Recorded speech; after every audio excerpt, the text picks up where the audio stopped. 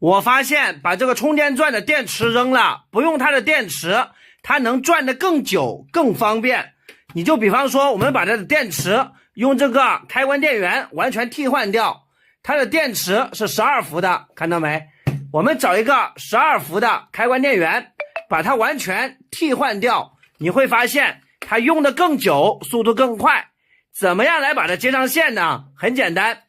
这里一个是正极，一个是负极，我接了2个夹子之后，我把这2个夹子给它区分正负极，夹在这2个接线柱上边，它里边是2个接线柱，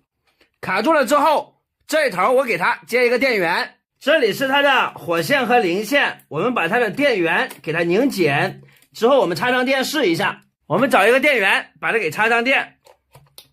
你看现在带电了啊，看到没？它的速度更快，转速更高，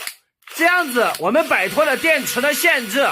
我们想用多久就用多久，再也不受电池限制了，还能更快更方便。非常实用的小技巧分享给你了。